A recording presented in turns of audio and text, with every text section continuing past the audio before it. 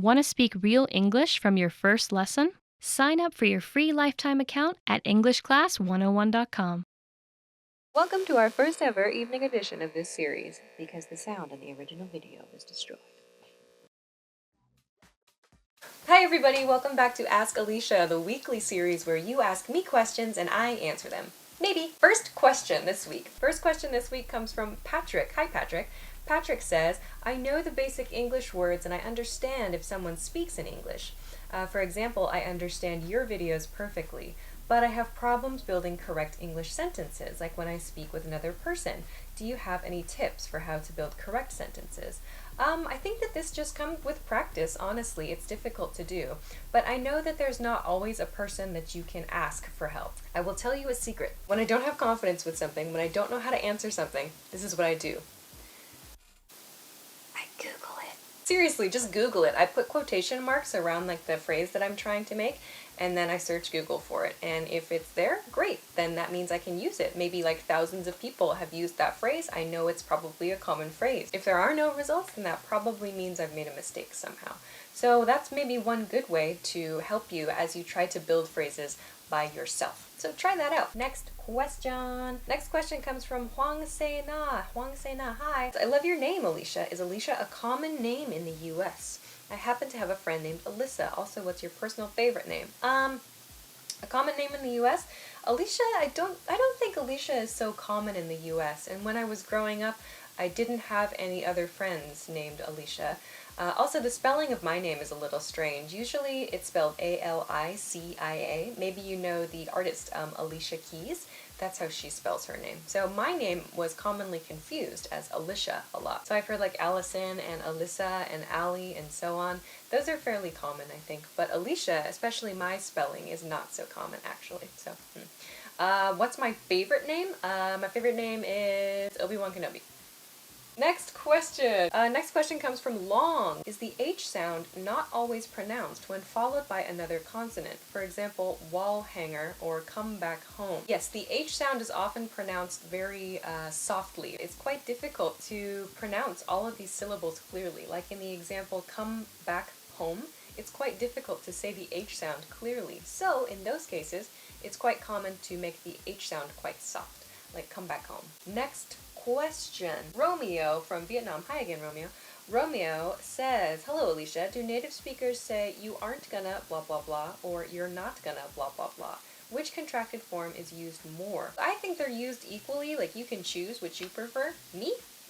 I think I usually say you're not gonna. I probably use you are. I contract the you are. You're not gonna, or you're not gonna do something.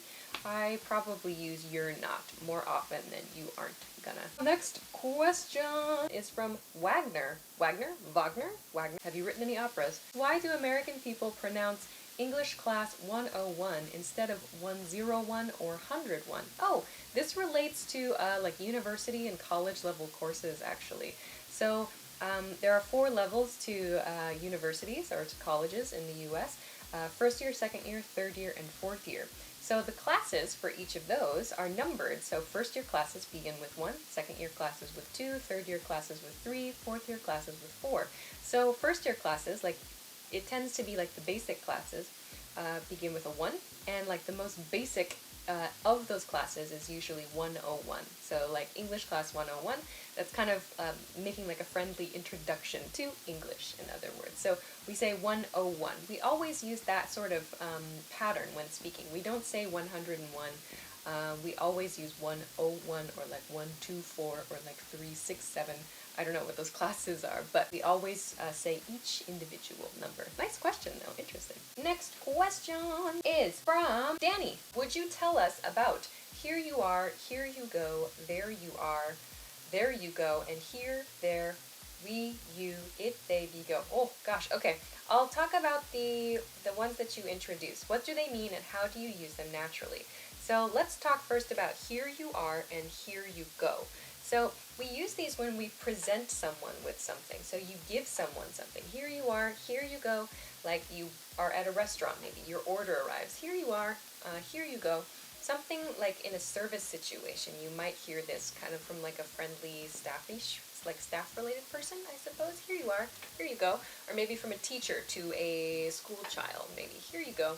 We use it to like present something, to present an object that maybe they're expecting to receive. Let's talk then about there you go and there you are. So we use there you go when someone is able to do a thing they've been practicing for a while. So for example, if a child is learning how to ride a bicycle and they've been struggling with it for some time, but then gradually they get better at it and they can do it. A parent might say, "Oh, there you go. You got it. You got it." It's like a support word, an encouragement word. There you go. The last one on your list, though, there you are. In American English, we use there you are in a situation where we're looking for someone. We've been looking for someone we're expecting to meet, and it's been difficult to find them. Maybe you visit a few different spots, but then at last you find this person, maybe like in a break room or someplace you might not expect them. But when you do find them and you say, "Oh, there you are," we say it with that sort of intonation. "Oh, there you are." It sounds immediately to the listener like, "Oh, this person has been looking for me." Next question. Next question is from LOJ. LOJ, Lodge, LOJ, LOJ says, "My question is about phrasal verbs. What is the meaning of knocked out?" Like here, example sentence 1. Knocked me out of my possession. Or 2, knocked the wind out of me. I had a problem with the word possession. Knocked me out of my possession. I'm not quite sure. This could refer, though, to, in a very rare situation, we have this word possession, which refers to like this thing called demonic possession, where there's this idea that a bad spirit gets into the body and controls a person's behavior. We call that possession. So we could say like a priest knocked me out of my possession.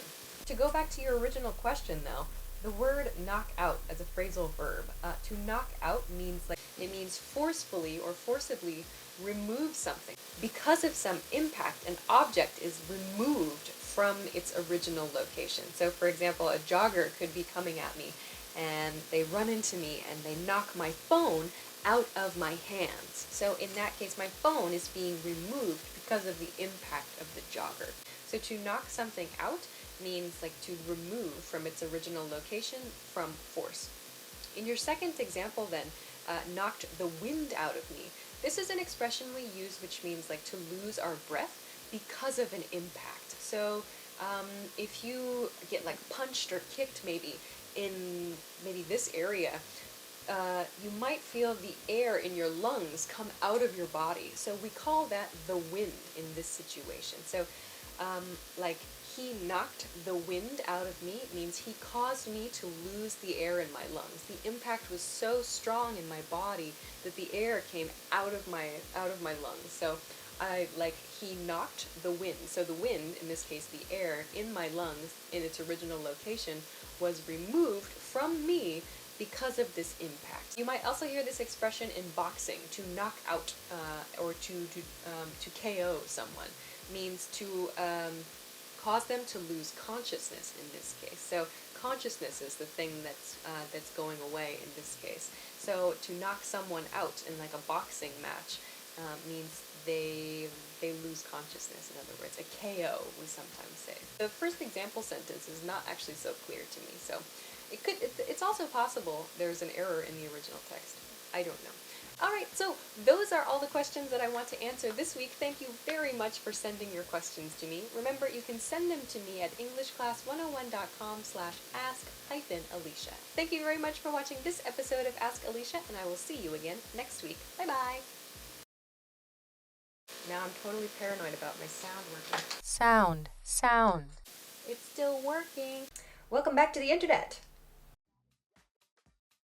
Hi everybody, welcome back to Ask Alicia, the weekly series where you ask me questions and I answer them. Maybe. First question. First question comes from Faris Ghazali.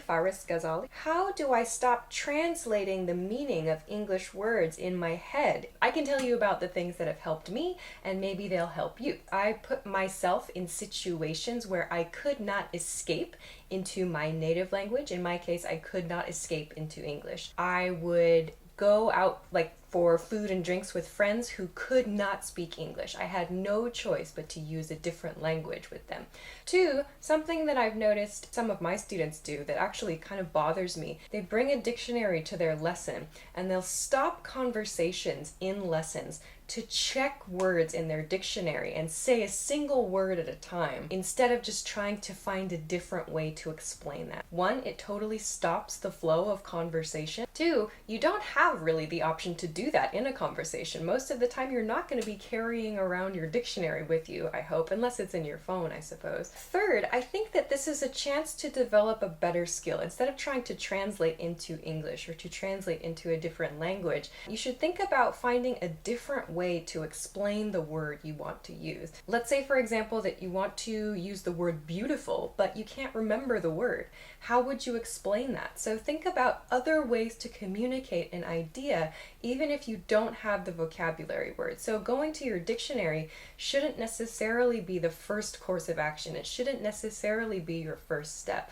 Think about a different way to communicate the idea you're trying to communicate. Think of examples to explain the word you're looking for, and then the other person can teach you. Like if you're working with somebody or you're talking with somebody who understands you're not a native speaker, chances are if you can explain the word you're looking for, they will tell you. They will be your teacher. I just explain like with body language sometimes too if I don't know a word. So another thing that really helped me was not just studying vocabulary words, but actually approaching things as phrases. So not saying, okay, this word equals this word in my language, but rather here's a phrase that communicates a meaning that is interesting to me or that I hear my friends use a lot.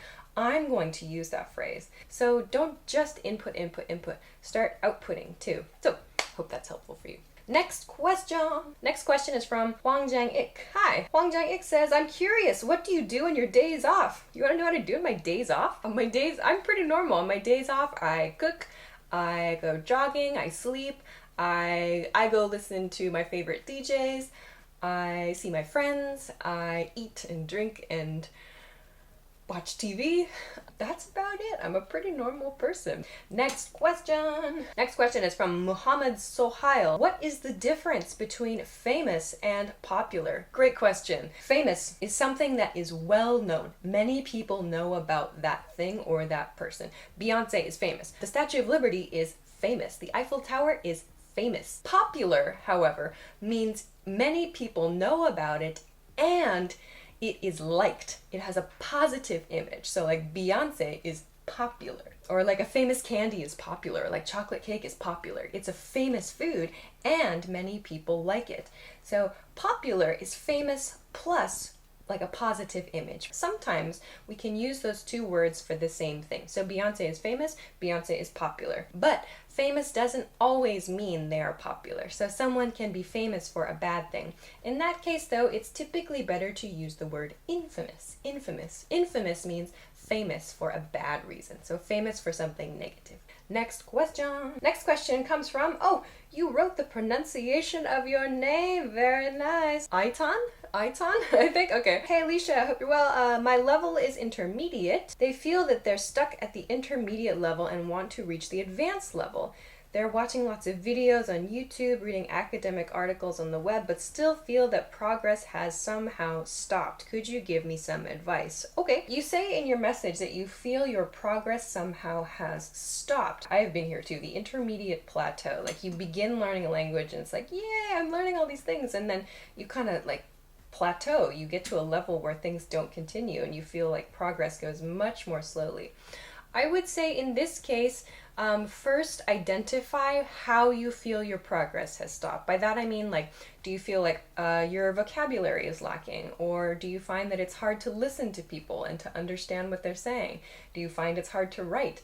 Is it hard to read things? So first identify what is that thing that you feel like you're not good at, and then start to approach your further studies with that as the focus. I think that if you can think about your different skill sets, your different levels in reading, writing, speaking, and listening, you can identify which of those 4 things is weakest for you and start there. So when you feel your progress has stopped, think like, okay, what am I not good at doing? And then focus your time there. So maybe that's a helpful first step for you. Hope that helps. Next question. Next question comes from Kiara. Kiara asks, I'll help you studying and I'll help you to study. What is the correct one? Thanks. I'll help you something. I'll help you do this. So just the regular plain form of the verb I would suggest is probably the most natural choice. Thanks for the question though. Next question. Next question comes from Sharif Ahmed. Okay. Should I use the singular or plural verb after colloquial names? For example, my team have won the match or has won the match. Okay, in this case, my team has won the match. My team has won the match. So use the singular form of the verb, like same as like he has or she has. My team has is the correct answer here. Next question. Next question comes from Jeffrey. Hi, Jeffrey. Jeffrey asks, sometimes I watch movies and some characters say, you wish, with a very angry attitude, or I wish in other situations. What do these two sentences mean and how do I use it? Aha, interesting question. Okay, when someone responds with you wish to a negative suggestion, it's like they're mutually together, they're recognizing that they don't like each other. So usually the first character will say something like, make a negative suggestion, like you should leave town and get a different job, like leave us alone, something like that. And then the other character will say, yeah, you wish, like, yes, this character recognizes you want me to do that, yes, but I'm not going to do that, in other words. So it's sort of like a challenge. So this person says like this negative suggestion, the other person recognizes this suggestion, says, no, I'm not going to do that, but I know you want me to do that. So you wish in this way means it's like a negative challenge. They're kind of fighting, recognizing they dislike each other. So that's one.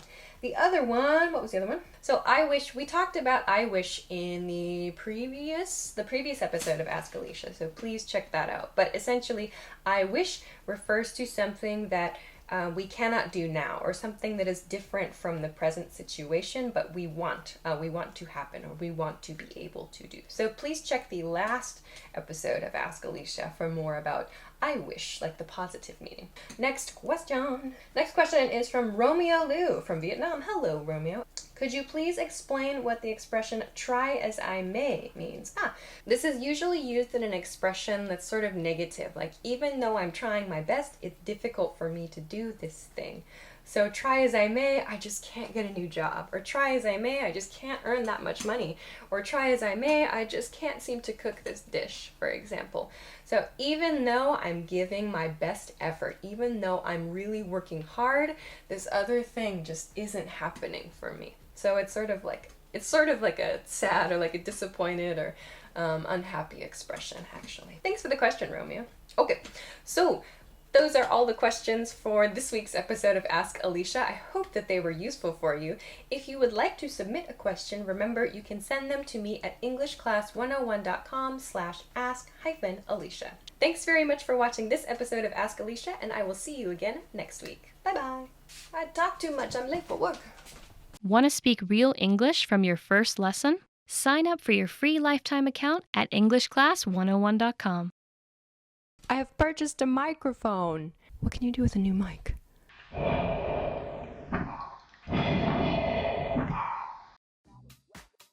Hi everybody, my name is Alicia. Welcome back to Ask Alicia, the weekly series on our YouTube channel where you ask me questions and I answer them. Maybe. So please remember you can submit your questions to me at englishclass101.com/askalicia. First question. A lot of you have asked about what to do to get a voice that sounds like mine. When I'm making these videos, I'm specifically trying to speak clearly, so I'm clearly separating my words. The way that I talk with my friends and the way that I talk regularly is a bit different than the way that I talk on this channel. But if you want to try to get this kind of pronunciation, the best advice I have is just to repeat this kind of pronunciation. It depends on your goal. If you want to learn to speak like me or to speak like somebody else that you really admire, you should try to mimic them. That's what I do, and that's actually a strategy that I use when I study other languages as well. So if I hear something interesting, that a vocabulary word that a friend has used, like in Japanese for example,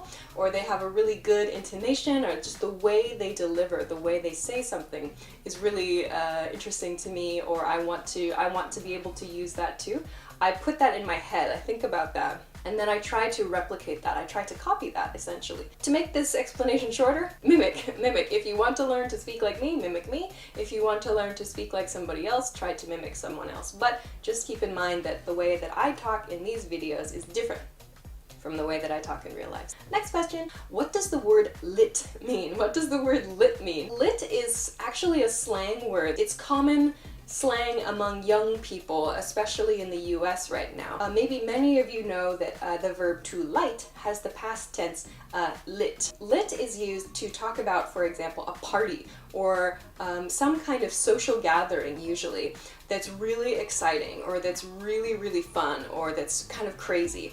So lit, using the past tense there, you can kind of imagine that like a fire, when you light a fire, it gets bigger and it gets kind of wild, a little bit crazy, like there's a spark and then it starts. So if you see the word lit, like this party was lit, it means it was really crazy, it was really good, it was really fun. You can use it if you want, but just keep in mind that really young people use that word. I don't use that word for reference, but again, I'm not cool. Next question, what is correct? I thought you were gone, or I thought you are gone. I thought you are gone. We need to use I thought you were gone here. I thought you were gone. So I thought, past tense, and you were is also past tense. It's a past tense thought, past tense situation. So please use past tense. Yeah. Next question, also maybe about were and was. Why do we use if I were and not if I was? This is a great question, and actually a lot of native speakers make mistakes with this. It's a small point, to be fair, but if you want to be correct, you should always use if I were. This is a grammar point. It refers to the subjunctive mood. The subjunctive mood. An explanation of subjunctive is a bit beyond the scope. It's a bit much for this video, but we will always use if I were. When the subject there is I in the conditional, if I were, we always use were. You will hear native speakers say if I was, if I was. If you want to be extremely strict and extremely nitpicky, were is actually the correct one, but if you use was, if you make a mistake and you use was, you will still be understood. So, but yes, this is related to the subjunctive mood in English. Next question. Okay, next one isn't really a question, but something I have noticed that many of you do. You like to put the article a or an before your adjective, before an adjective, but you forget to use a noun. Do you know how like Mario introduces himself and he says, "It's a me"? When you forget to use some kind of noun after your adjective or whatever, but you sound a bit like Mario's. It's a nice, it's a nice, it's a nice what? It's funny to me, like, it's a nice, or it's a me. You need to include the noun that you're referring to. It's a nice video, or it's a nice explanation. It's nice, or it's bad, or it's good, or this was a nice explanation. But don't forget to use your noun after you use the adjective. It's a nice something. It's a good something. It's a bad something. So please, no article without a noun. Make sure to use your noun, and it should be in the singular form. If you're using a or an, you need to use the singular form of the noun. Don't sound like Mario. Next question. What does it mean they can't take that away from me? Who are they? And what does take away mean? We use the word they to mean generally just other people outside of us. This is used a lot to talk about like news or to talk about general opinion. They say that this pizza is the best pizza in the city right now. They say that your English will only improve if you study every day. They say that the most difficult thing you can do in your life is move to another country. They is just anyone. Second point, what does take away mean? Take away means to some object that belongs in one location is removed from that location. Like take away food.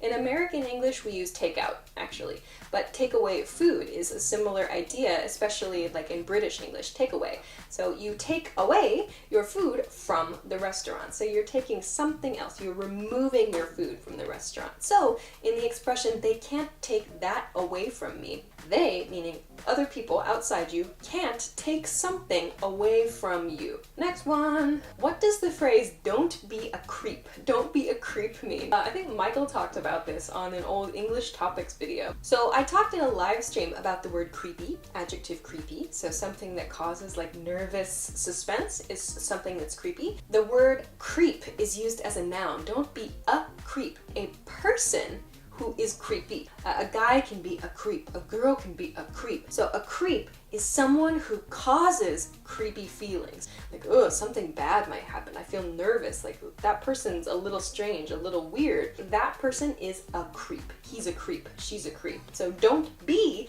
a creep means you should not behave like a creep. Don't create nervous feelings in the other person. Don't be a creepy person. Don't be a creep. Everybody, that's good advice. Don't be a creep.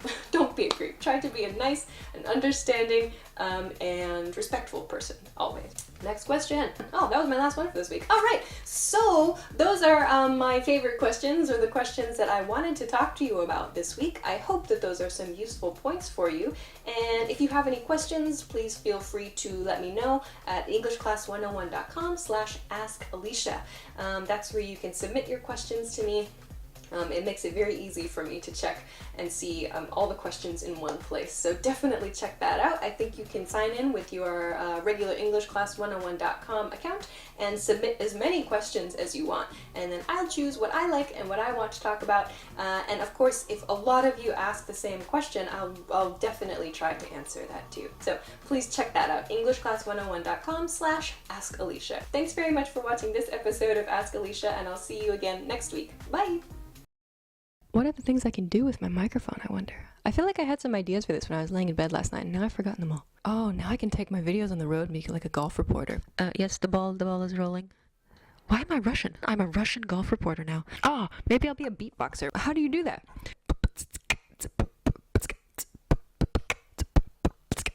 Oh. I'm going to use the force to make you watch this whole video. Hi everybody, welcome back to Ask Alicia, the weekly series where you ask me questions and I answer them. Maybe. You can send your questions to me at englishclass101.com/ask-alicia. First question from Harley Passos. I'm very sorry. Harley asks, what is the use of get plus adverb or preposition? For example, I get down. This is a question about phrasal verbs with get. We can use a lot of different things after the word get. In your example, to get down, we use it when dancing, for example, like I want to get down this weekend. It's sort of an old-fashioned expression though, to get down. We can use a lot of different words after the verb get though. For example, get into. To get into something means to become interested in something. You might hear to get at, like get at me, or get at your professor. To get at means to reach out to or to communicate with, but it's a very casual expression. You can say get after, like I need to get after my homework, for example. It means to like chase after or try to do something. Also, to get in, like to get into a club, to get into a restaurant, to get into a party. The nuance is that something is challenging, but you can gain access to that thing. Like I got into the party last night, but I wasn't on the list. There are a lot of different uses of the word get. I can't talk about all of them in this video because there are so many. So if you're curious about the various phrasal verbs that we can use with the word get, check out a dictionary. That's a really good place to start. Next question. Next question comes from Long Ann. Long Ann asks, what is the difference between simple past tense and past continuous tense or past progressive tense? Simple past tense we use for actions that started and ended in the past. So the beginning of the action and the end of the action happened in the past. So for example, the sentence, I ate breakfast is a simple past tense statement. I ate breakfast. Ate is a simple past tense. The past continuous tense, however, or the past progressive tense, is something we use to talk about an action that was continuing at a specific point in time in the past. If I want to use the past progressive tense, I can say, I was eating breakfast. Using that continuous tense, using that progressive tense implies I want to explain something else that happened at that time, or maybe I want to add some more information. So for example, I was eating breakfast at 8 o'clock this morning, or I was eating breakfast when the phone rang, or I was eating breakfast and watching TV at the same time. I was eating breakfast while studying today. By using the past progressive, I'm explaining that an action was continuing at a specific point in time, as in the example, I was eating breakfast at 8 o'clock, or I can use past progressive to show one action was happening at the same time as another action in the past. If I use just the simple past tense, I'm just saying a simple fact, in other words. This action happened. I ate breakfast at 8 o'clock. If I want to emphasize the continuous nature of the action for some reason, like I was eating breakfast at 8 o'clock, I can use the past progressive tense. In that case, it might be in response to a question like, what were you doing at 8 o'clock this morning? So if someone wants to ask maybe what you were doing at a specific point in time, like someone is suspicious of you, like, what were you doing last night? You can say like, oh, I was having dinner with my friends last night. But past tense, simple past tense is something we use for actions which start and finish in the past. But the progressive tense in past can be used to emphasize the continuing nature of that situation or that action. Next question comes from Yasin. Yasin, I'm very sorry. What's the difference between on time and in time? Is it you arrived just on time or you arrived just in time? We use on time to refer to doing something at the correct time, doing something at a scheduled time. So for example, I need to get to work on time, meaning at the correct time. Or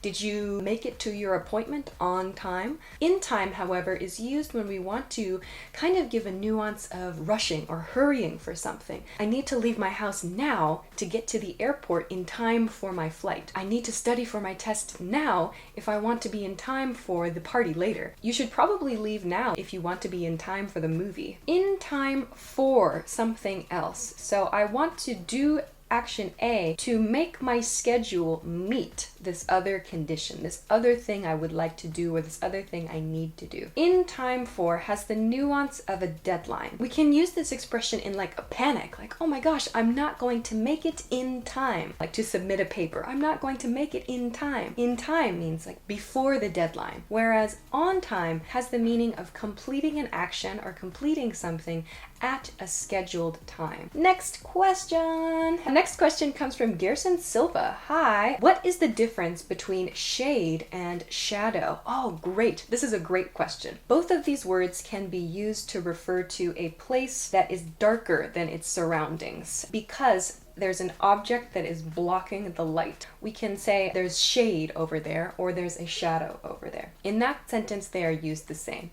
However, shadow refers to the dark shape only. So a person can cast a shadow. We use cast, the verb cast, with a shadow. I cast a shadow when I stand in the sun, for example. Shade, however, as a noun, refers to or has the nuance of a kind of shelter.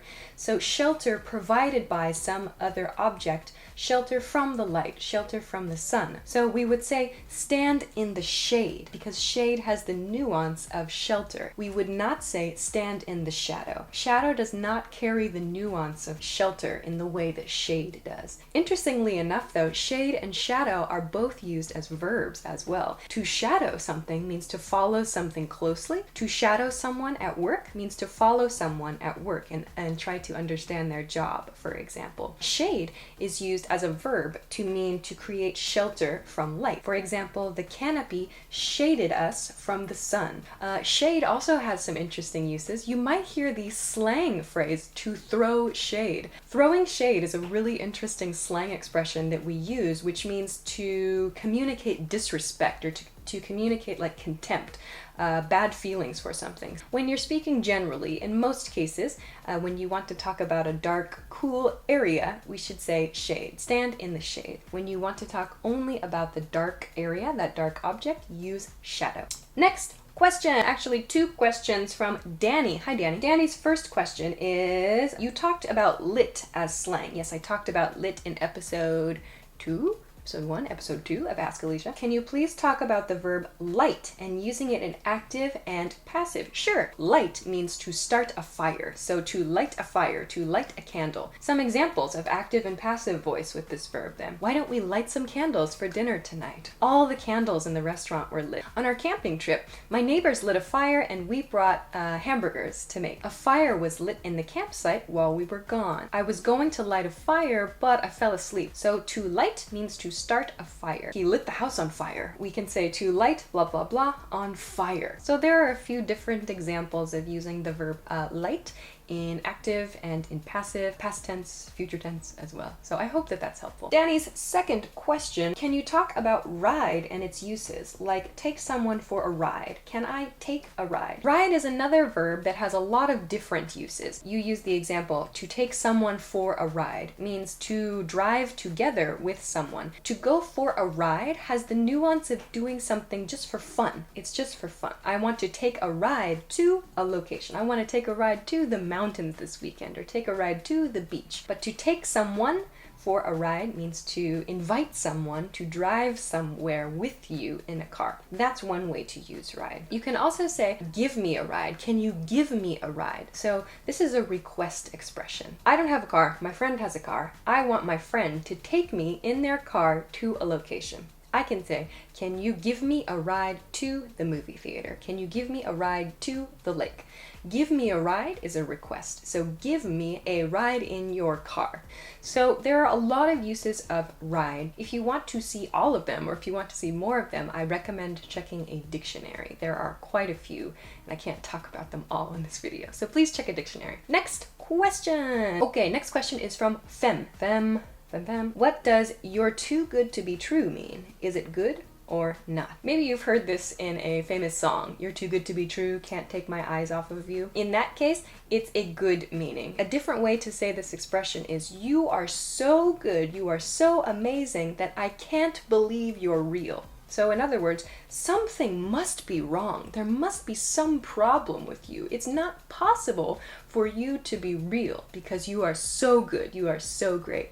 So you're too good to be true. It's like, wow, I'm amazed by you. So it's a good expression. If, however, maybe in a more uncommon situation, someone said like, this guy's too good to be true. Like maybe reviewing a job application, for example. This girl, she's too good to be true. Like if it's said in that way, maybe there's something suspicious about that person. This doesn't seem right. There's just too much good information here. There must be some problem with this person. Depending on the intonation, it can portray either a very positive meaning or a very suspicious meaning. In most cases, however, it's a positive meaning. So if you heard this in a song, for example, it's probably a very positive, kind of romantically nuanced phrase. Thanks very much for that question, Fem. Nice one. Next question. Rabia Arshad. I'm very sorry.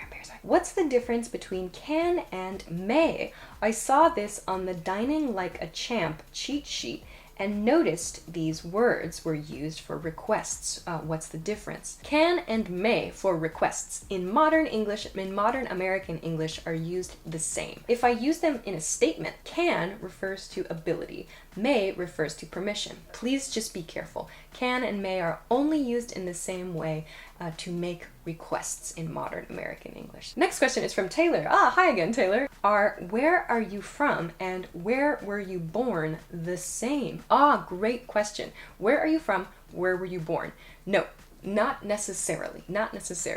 Where were you born is only the place where you were physically brought into the world. Maybe your hometown, the place you identify as your hometown, is different from the place where you were born. Maybe you were born in Spain, but you grew up in the USA. Your family moved after that. So you could say, I was born in Spain, but I grew up in New York City. If someone asks you, where are you from?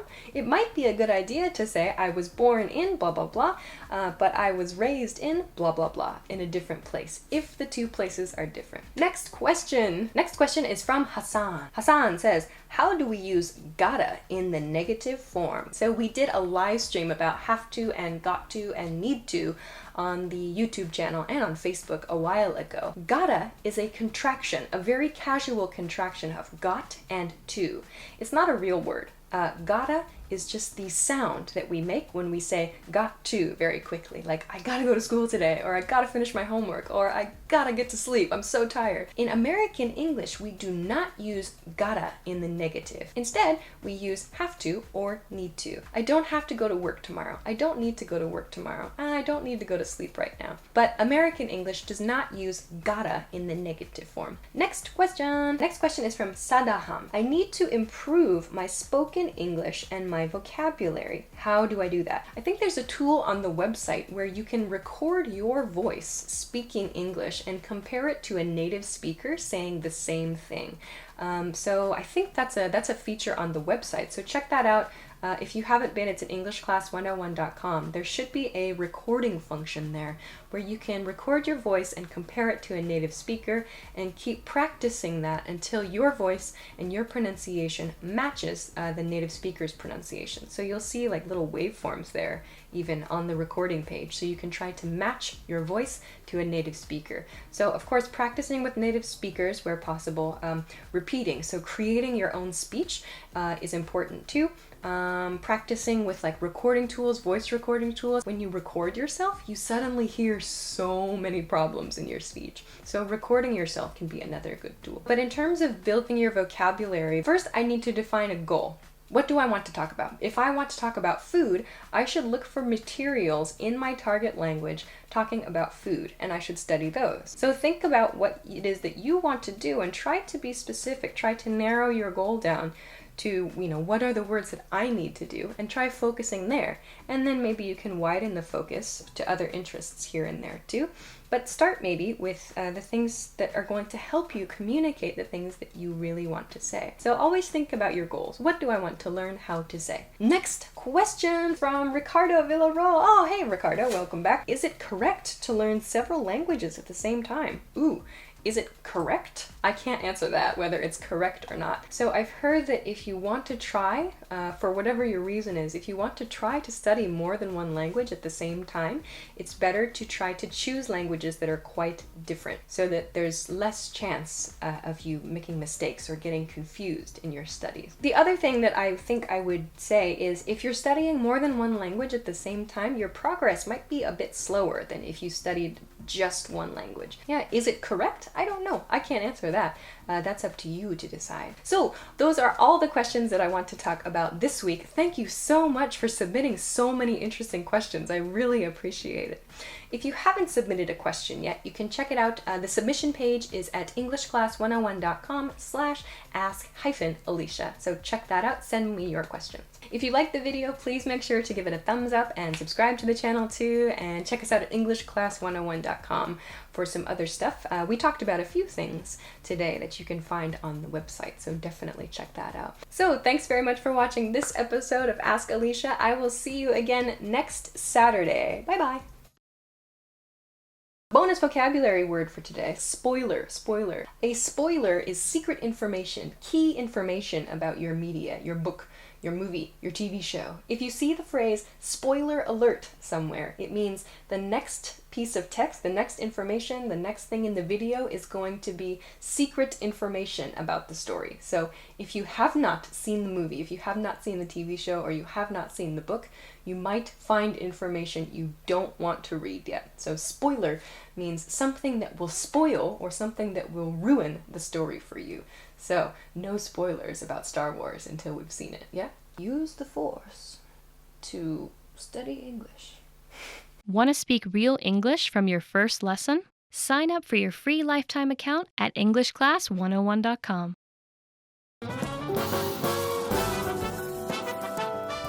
Welcome to EnglishClass101.com's English in 3 minutes, the fastest, easiest, and most fun way to learn English. Hey everyone, I'm Alicia. In this series, we're going to learn some easy ways to ask and answer common questions in English. It's really useful, and it only takes 3 minutes. In this lesson, you're going to learn how to compliment someone on what they're wearing. This is a great way to break the ice and to come across as friendly, interested, and generous when meeting someone new. If the conversation slows down a little and you can't think of anything to ask, a good way to get it restarted is to compliment the other person. If you don't know them well yet, a safe way to do this is to say something nice about something they're wearing or something they have, like a bag or phone case. The way to do this is to say, "I love your bag," or "I love your top." Just replace the end of the sentence with whatever you'd like to compliment. This can sound a little bit feminine, so if you're a guy, you could say, "I like your bag," or "I like your shoes." A normal response to this is just, "Thanks." Or if you want to be modest, "Oh, really? Thanks." A great way to follow this up and keep the conversation going is to ask, "Where did you get it?" Or, "Where did you buy it?" This gives the other person a chance to talk about the store, country, or situation in which they bought it, and from there the conversation can develop naturally. If you're complimented and then ask this question, of course the reverse is true, and you have a chance to tell the other person more about the item and where you got it. The usual answer to "Where did you get it?" or "Where did you buy it?" is something like, "I got it at store name in city name." "I got it at H&M in San Francisco." This is appropriate if you bought the item in the country you're currently in, so the other person may know of the store.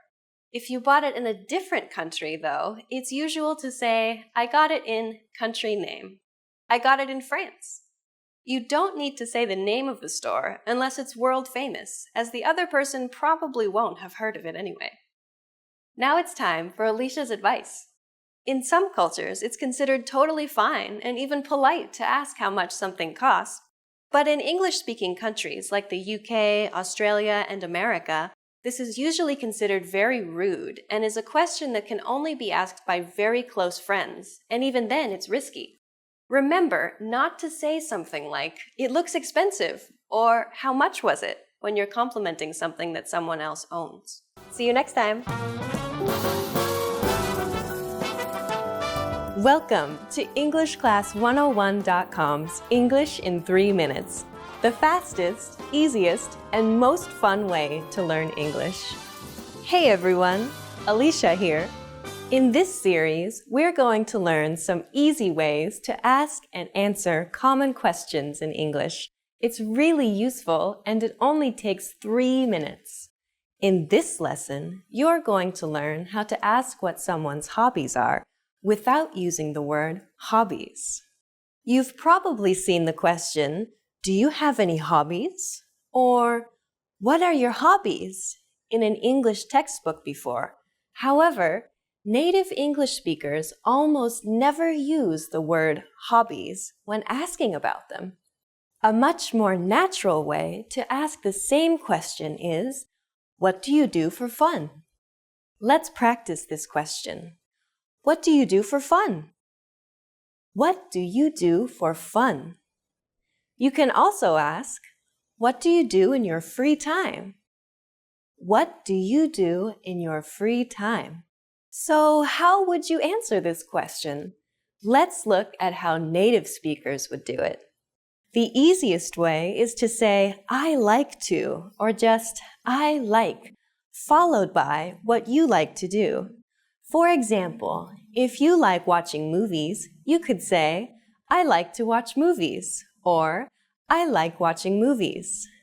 "I like to watch movies," or "I like watching movies." And if you like golf, you could say, "I like to play golf," or "I like playing golf." "I like to play golf," or "I like playing golf." You can emphasize how much you like your hobby by adding a word like really in front of like. For example, "I really like watching movies." On the other hand, if you want to play down how much you like something, you can say kind of. For example, "I kind of like playing tennis." Now it's time for Alicia's advice. If you don't have any special hobbies or don't want to be specific, a good way to reply is, "I like hanging out with my friends," and stuff like that. I like hanging out with my friends and stuff like that. Just use "I like" and add "hanging out with my friends" and then add "and stuff like that." How do you answer the question, "Where are you from?" It doesn't even have a verb. We'll cover this and more in the next English in 3 minutes lesson. See you next time. Hi everybody and welcome back to Top Words. My name is Alicia and today we're going to talk about 10 ways to motivate yourself when learning English. Let's go. The first way to motivate yourself is to imagine that one day you will live in the United States. So to do this, imagine what is your day going to be like when you live in the US? Where will you go? Who will you meet? Where will you shop? And so on. Imagine your day in the United States. Okay, the second way to motivate yourself when you're studying English is to study other aspects of the culture too, which makes it more rewarding to study English. Okay. So this means, of course, studying English as a language, but if there's a specific country that you'd like to visit or a specific part of that country's culture, try to learn about that too. If you like music, if you like the food, if you like the history, try to find something about a specific country or a specific part of that country's culture that you enjoy in addition to studying the language. Okay. Way number 3 to motivate yourself is finding funny words in English. Okay, so finding a word that sounds funny or a word that you enjoy using or a phrase that you enjoy using can really increase your motivation for using that word and for interacting with people. So if you can find those phrases that you think are funny or are fun, they can be really, really helpful for you as you learn your language. The next way to motivate yourself is to make friends with people who speak English. So, of course, if you don't have any friends who are English speakers, especially native English speakers, it's a really good idea to make some friends. This way you can practice with them, you can learn from them, and you can just see maybe what their life is like and how their life is different from yours. So this is a great way to practice, a great way to learn, and a great way to think more internationally as well. The next way to motivate yourself is watching YouTube videos of other people who have successfully learned English. So you can listen to people, what worked for them, how did they study, where did they go, what materials did they use, what did they find not helpful. So you can try to find a strategy that works well for you through using resources like YouTube, for example. It's a great way to find people that maybe match with what you need. Okay, the next way to motivate yourself is by watching English movies and TV shows and enjoying the feeling when you can understand a word or a sentence. Yeah, I do this too. When you enjoy something, when you find entertainment value in something like music, movies, TV, and there's that moment when you pick up or when you understand what your favorite character said or you understand like a key point in the story, it's a really, really good feeling. It makes you want to continue watching, I think. So that's a really, really nice feeling, I think. And you can do that by enjoying media. So it's a fun way to learn and it's a fun feeling to experience. Okay. The next way to motivate yourself is by reading English news articles, blogs, and magazines to get a feel for formal and casual language. So the style that we use here, like at English Class 101 and on the videos on this channel is quite casual most of the time, or at least in these videos it's very casual. But the way that I speak and the way a newspaper is written, the way a magazine is written, the way a newscaster presents the information, these are all different ways of communicating. We're using the same language, yes, but they are different styles. So it's important to try to understand those differences and to become familiar with them. So try to find a few different things that you can enjoy.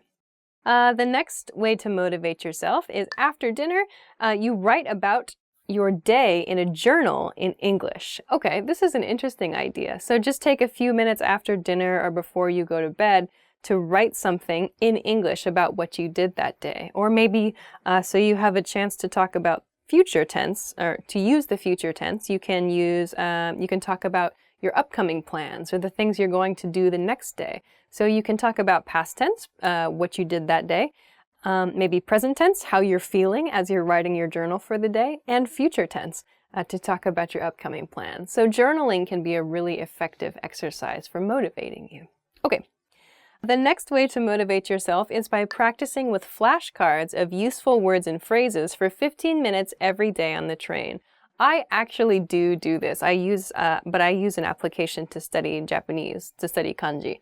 And 15 minutes every day adds up over the course of a week. You can learn a lot of information in a short period of time. And if you live in the country where your target language is spoken, then you might even find the word you studied on the train, you see it like after you leave the train. You might see that word later on in your day. So you can immediately feel like an extra sense of motivation by knowing that this thing you're studying is applicable, is something you can use right away. It's a really cool feeling. So this is a tip. I use this. Last, I make sure to thank anyone and everyone who corrects my English. Yeah, I think this is really important because people are really nice. They don't want to correct you when you make a mistake, but sometimes people do. They're really polite about it and they tell you a more natural way, or they give you a suggestion for how to improve your English. Make sure you say thank you, like repeat after them and then say thank you, so that, it's motivation for them to tell you again in the future, to help you again in the future. So make sure to say thank you to anyone who helps you with your English. So that's the end. So those are 10 ways that you can motivate yourself when you learn English. If you have a different strategy for how you like to motivate yourself to learn English, please let us know in the comments. Please be sure also to like this video and subscribe to our channel if you haven't already. Thanks very much for watching. I hope this video motivated you to keep studying. We'll see you again soon with more fun stuff. Bye! Vamos a la piscina! That means we're going to the movie theater, right? All right. Hi, everybody. My name is Alicia. Welcome back to Top Words. Today, we're going to be talking about must-know expressions for agreeing and disagreeing. Very useful. So let's go. Exactly. When you agree 100% with something someone else has said, you can say exactly. For example, ramen is one of the best foods in the world. Exactly. I don't agree.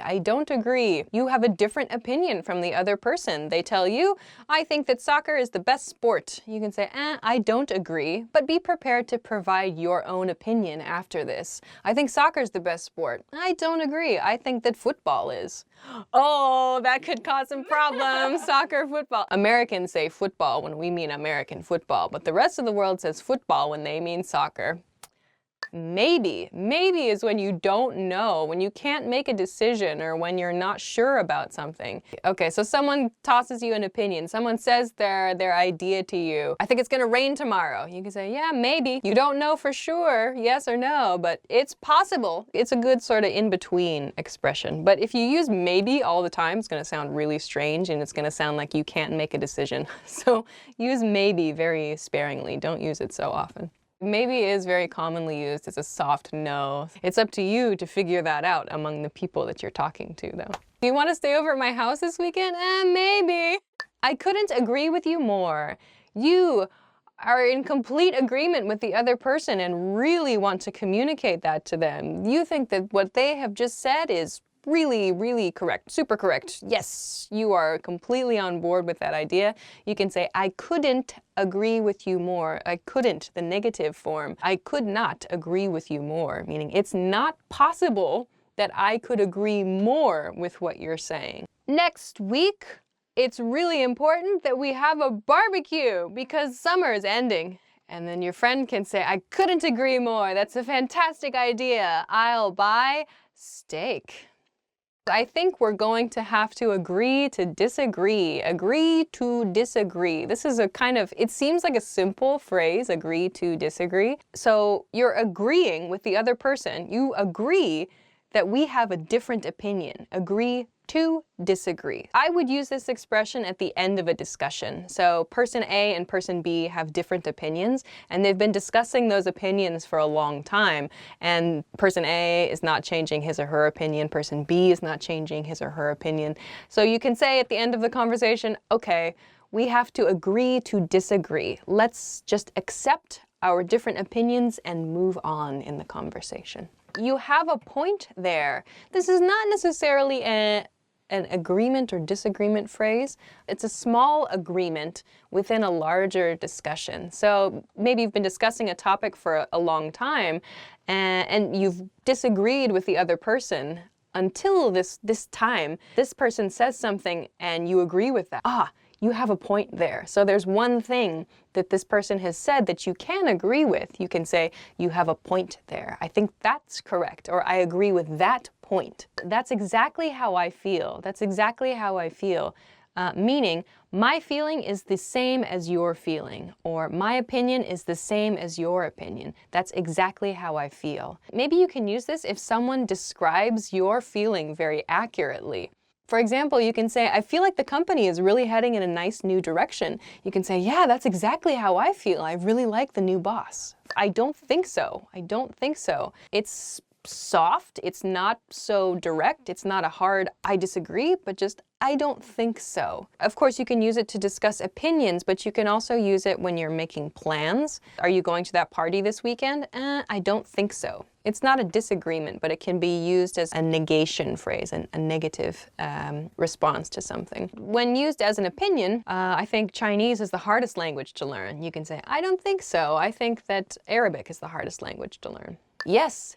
You're right. Yes, you're right means you're correct. Yes, I agree with you. I think that's the right information. I think that's the correct opinion. Just a very clear agreement phrase. You're right. It also has the nuance of being correct. So maybe there was a possibility the other person could be incorrect. Did you know that pepperoni pizza is the most delicious pizza in the world? Yes. You're right. So you could change it to that's right for that opinion. You can use your to talk specifically about the person itself, but that's right. Yes, that's right. That information is correct. I guess so. I guess so. It's an agreement, but it's sort of a flaky agreement. I guess so.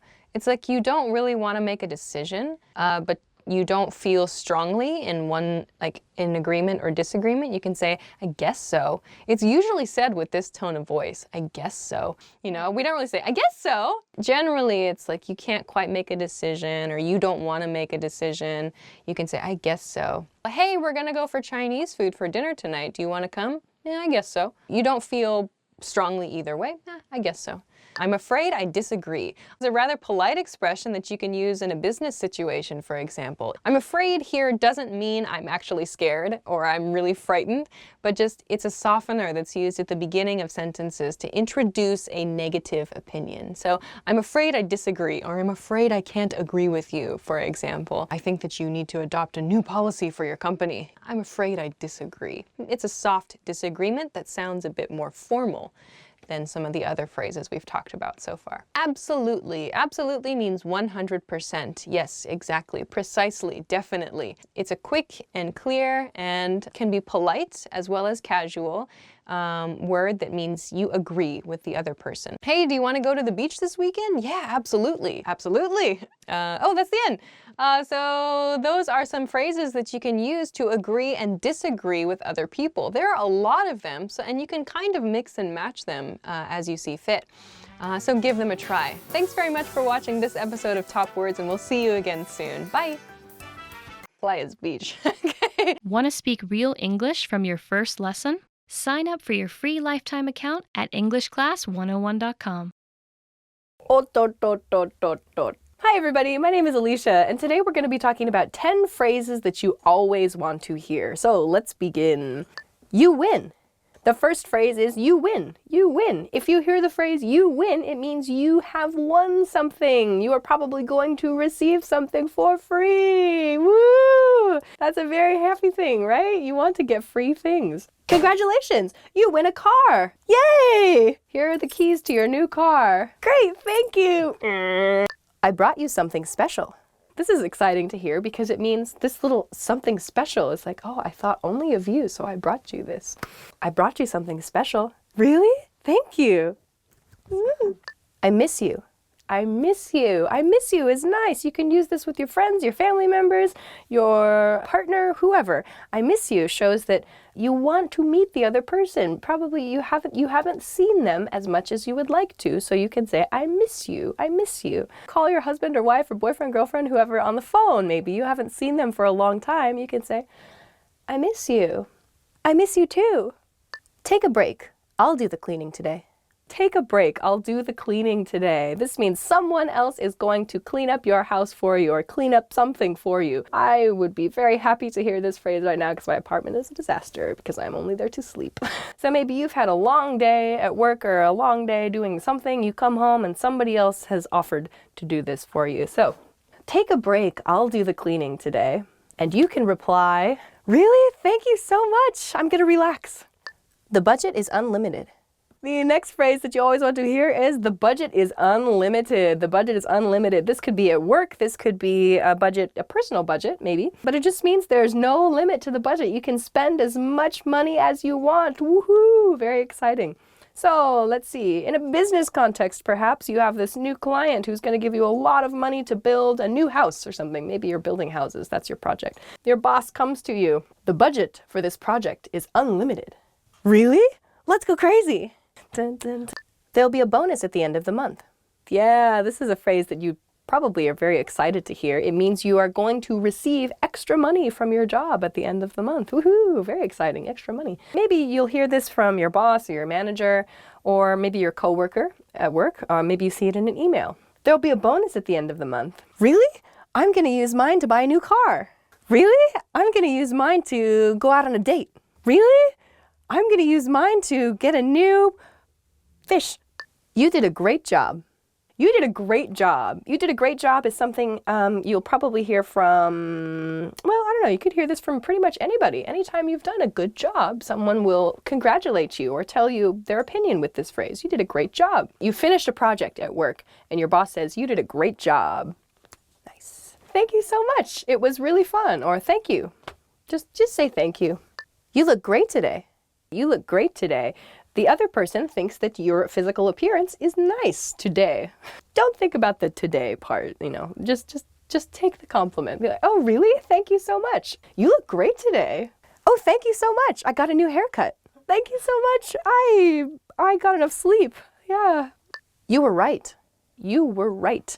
This means that something that you said in the past was correct. And everybody likes to be correct, I think. I saw that movie that you recommended. You were right. It was really good. Oh, good. I'm glad you enjoyed it. Don't be like, I know, or yeah, I knew I was right. Don't do that. Just say, oh, good. I'm glad.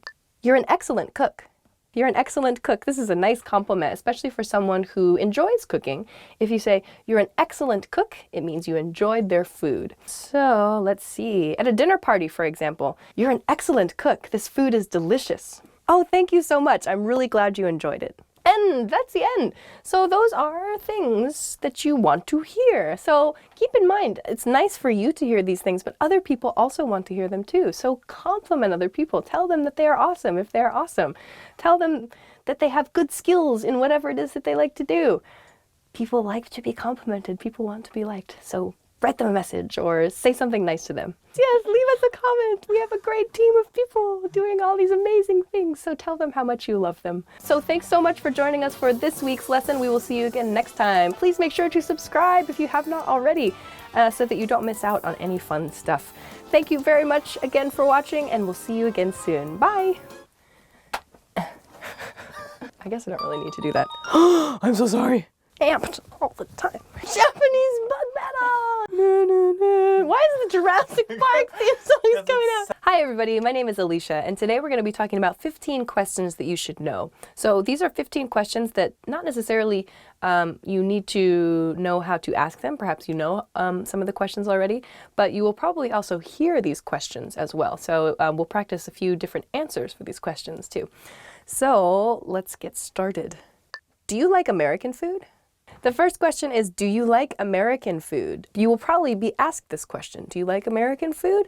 You can either say yes or no, or you can give a specific example. Someone says, do you like American food? Yes, I love Philly cheesesteaks. I would recommend saying yes or a little, or you can just say, I don't know. What do you recommend?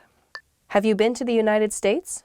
The next question is, have you been to the United States? Have you been to the United States? So if someone asks you, have you been to the United States? You should reply with either, yes, I have, or no, I haven't. Or maybe, no, I haven't yet, but I want to. When you want to ask someone this question, you can say, have you been to Japan? Have you been to Egypt? Have you been to China? Whatever. You can use your own country when you ask this question. How are you? How are you? When someone asks, how are you? Don't say, I'm fine, thank you, and you? Please don't say that. Please say something more natural, like, good, great, I'm good, how are you? Something like that is much better than, I'm fine, thank you, and you. Be a little more genuine in your reply. Also, when you ask this question, maybe one point to help you sound a little more natural when you ask someone else. Don't, try to say, how are you? How are you? Instead of, how are you? Or, and make sure your intonation is correct. I've had a few people ask me, how are you? Like a little too, like, yeah, with this question, or like, how are you? But how are you should be the intonation with this. How are you? How are you? Is a little bit more natural. How long have you been studying English? How long have you been studying English? How long have you been studying English? Great question to know the answer to. Your answer should be, I have been studying English for blah, blah, blah years, or blah, blah, blah months, or blah, blah, blah weeks. But if that's too much for you, you can just use the time. How long have you been studying English? 6 years. How long have you been studying English? 2 months. So just pick the time if the whole sentence is quite long for you. How old are you? We don't really go around asking people how old they are, like just the first time you meet them necessarily, especially if they're older, much older than you. In particular, it's sometimes considered rude to ask, especially women, how old they are. So just be careful with this question. But if you're about the same age group, maybe you're at an event or a party or something and you just want to check how old the other person is, you can use this phrase. When you reply to this, just say, I'm plus the number, to make a really simple response. So how old are you? I'm 15. How old are you? I'm 42. Whatever the answer is, just stick I'm in front of it. Not I, but I'm. I am. But use the contracted form to sound more natural. I'm number. If you want to make a full sentence, you can say I'm number years old. Don't forget that S in years. I'm 1,000,000 years old. What did you say? What did you say? If you couldn't quite hear something that someone else said, you can use this question to confirm. Sorry, what did you say? It's a little nicer than just saying, what? What did you say? Or what did you just say? Sorry, what did you say? I couldn't hear you. What's this? What's this when you don't know what something is? What's this? When you're out for dinner, you're out for lunch or something and you find a new food, and you're curious, just say, what's this? To reply to this question, just say, it's blah, blah, blah. What's your name? What's your name? Of course, you should know how to ask this question and how to answer this question. What's your name is a little more natural than what is your name. Again, contracted form will help you sound much more natural. So what's your name? Someone asks you, you can just give your name. Alicia. That's fine. You can say Alicia. You can say, I'm Alicia. That's fine too. You can say, my name is, or my name's Alicia. Either, any of those are fine. In a more formal situation, a business situation, I would use, my name is blah, blah, blah, while I shake hands or something. What's your phone number? The next one is, what's your phone number? I would not ask this question right away. Like, maybe you've met the person a few times, but you'd like to contact them, whether it's because you're romantically interested in them or because you want to be better friends with them. But just, if you meet someone for the first time and you're like, what's your phone number? It's like a little... It's a little too much. So use this question after you've met the person a few times and you want to become better friends. When you want to give your phone number, just say it's and the number. That's fine. Just it's blah, blah, blah. Or my phone number is blah, blah, blah with the number 555-1,000,526. When is your birthday? So maybe you want to plan a birthday party, for example, or it's just another fun question the first time you meet someone. When is your birthday? So when you want to tell someone your birthday, just give the month and the date. January 15th, August 42nd. That's a real day. If you want to make a full sentence, you can say my birthday is, month, date. Where are you from? The next question is, where are you from? This can refer to your country or your city, but I feel like most often it refers to your country. So where are you from? Your answer should be, I'm from place. I'm from China. I'm from Japan. I'm from Vietnam. I'm from America. Whatever. I'm from bleh. Where did you learn English? The next question is, where did you learn English? Where did you learn English? If you're speaking great English, you can say, I learned English at EnglishClass101.com. Because you did, because you're watching now. Anyway, where did you learn English? In this case, in the case of like these videos, I learned English online, or I learned English from and then the school name or the program name. So I learned English from EnglishClass101.com, for example. If you studied English at university, you can say I learned English at university, or I learned English from my friends, perhaps. Where do you live? Where do you live? Depending on the situation where you're asked this can mean your country, like I live in America, I live in China. Sometimes it's about the place in the city where you live, sometimes it's about the country where you live. So you can kind of feel, I think, which type of question is being asked. Where do you work? Where do you work is talking about your job. You can use the pattern, I work at company name, or I work for company name. Either is fine. I work at ABC Company. I work for ABC Company. Either is okay. But, you know, if you have answered with the wrong information, the other person will just ask you, like, oh, I mean, where is your office? Or, oh, I mean, which company do you work for? Use the force for this one. Where is the bathroom? Where is the bathroom? Very important question. Where is the bathroom? In American English, where is the bathroom or where is the restroom is more common than where is the toilet. Using the word toilet is a little bit too direct in American English, so I recommend bathroom or restroom. So those are 15 questions that you should definitely know. Know how to ask these questions and know how to answer these questions. They are very useful and very important for everyday conversation. Thanks very much for joining us. Thank you very much for subscribing. If you haven't subscribed yet, please be sure to do so that you can check our fun stuff every week. With that, we will see you again next time. Bye! If you are a baby watching this video, please contact us because you're amazing. Did you know my birthday is January 15th before you said that? No, is it really? Yeah. Is it really? Yeah. Yeah! Thunderdome in my stomach. That's going at the end of a video, I'm sure. Steak. Oh no!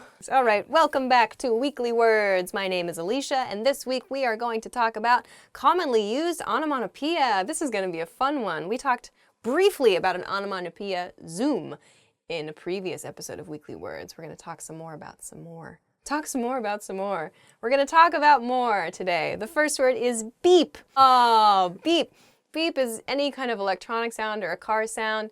It was also in a popular American cartoon, Wile E. Coyote and the Roadrunner. The Roadrunner would commonly say meep meep. Car sound will usually make a beep or a honk sound. For electronics, however, the beep becomes a little bit more robotic. We'll often say like beep, beep, beep, beep, beep, beep. So in a sentence, let's say you have a computer problem, you tell your friend, the computer won't stop beeping at me, what do I do? Next is the sound jingle. Jingle is any kind of light ringing sound. This word gets used a lot in holiday seasons, particularly Christmas, Thanksgiving, New Year's. Any jingling sound is very commonly assigned to bells. Like the song Jingle Bells, for example, is a perfect example of this. Jingle is just the sound that a bell makes. In a sentence, let's see, you might say, she has a small bell attached to her phone, so she jingles everywhere she walks. It's really irritating. Okay. The next word is thump. A thump is for something to hit heavily. To give an example, the people who live in the apartment above me often thump on the floor. It sounds like maybe they're dropping something heavy or they're stepping very heavily. All right. Next is splash. Anything that falls into liquid, lands in liquid, makes a splash. It's that psh sort of sound that comes from water or any other liquid, really. We refer to that as a splash sound. There is also a popular Tom Hanks mermaid movie called Splash. This has nothing to do with that. About him falling in love with a mermaid. I made a big splash when I jumped into the swimming pool this summer. That has kind of a double meaning. Oh, mysterious. Next is blurt. It means to say something quickly. I blurted out the news as soon as I heard it. Like, I blurted out the secret. I couldn't hold it in any longer. It means you just say something without thinking, to blurt. The first part of the word, blut, that blur sound, it sounds like something that just kind of sort of slips out on accident. And then the harsh t, blurt, the T at the end is like a kind of a final, like, oh my gosh, I've just said something. I've slipped and then I've said something. Oh no, I didn't think about that. All right, that's the end of that one. So I hope you learned a few new onomatopoeias that you can try out next time. Thanks for joining us for Weekly Words, and I will see you again next time. Bye-bye. Want to finally start speaking in your target language? In this guide, you'll discover the top 7 ways to practice speaking on your own with our lessons. Let's begin. Number 1, shadowing. Shadowing is a proven learning technique where all you do is repeat what you hear in order to practice speaking. So access any audio or video lesson on the site and press the play button to start. Then, as you listen or watch, just repeat the conversations. Or, even easier, read along out loud with the dialogue section. The script is right there in front of you. With our lessons, you can master entire conversations, just like that. Number 2, read out loud. I just mentioned it, but reading out loud is another powerful tactic and deserves its own mention. With every lesson, you get written transcripts and translations. So, as you play the lesson, read the dialogue out loud as you hear it. Why? By reading out loud, you're also practicing your speaking skills. You can do this with the lesson notes, the lesson transcript, or the dialogue tool. With the dialogue tool, you can listen to each line again and again, and repeat out loud until you master them all. Number 3, speed up your reading to speed up your speaking. Being able to speak without thinking is a sign of language mastery. If you're talking to a native and can respond quickly, they'll assume that you're fairly fluent. How can you do this? When you read out loud, try increasing your speed a little bit every time. So, start by reading with the dialogue tool. If you're like most learners, you'll read the first line slowly. That's because you're still getting used to the words, which is okay. Reread it. On your second try, you know most of the words, and you'll read a little faster.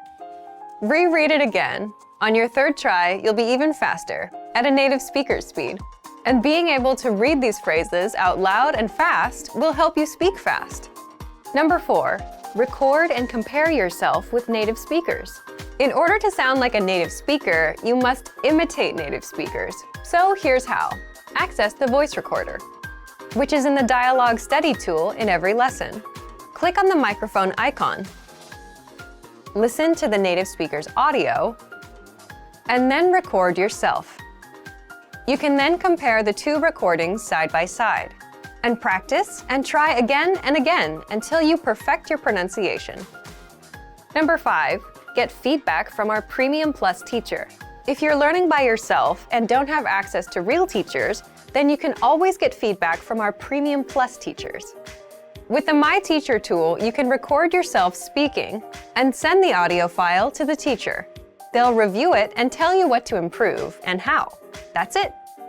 Number 6, level up your speaking with Premium Plus assignments. With Premium Plus, you can also get assignments that cover reading, writing, listening, and even speaking from your teacher. These assignments can be tailored to your goals and needs.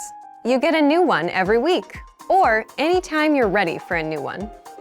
Number 7, get even more lessons in the lesson library. If you want even more lessons on speaking and conversations, visit our lesson library and under Category, choose Conversation. You'll get all of the pathways and lessons that are focused on speaking. If you enjoyed these tips, hit the like button, share it with anyone who's trying to learn a language, and subscribe to our channel. We release new videos every week.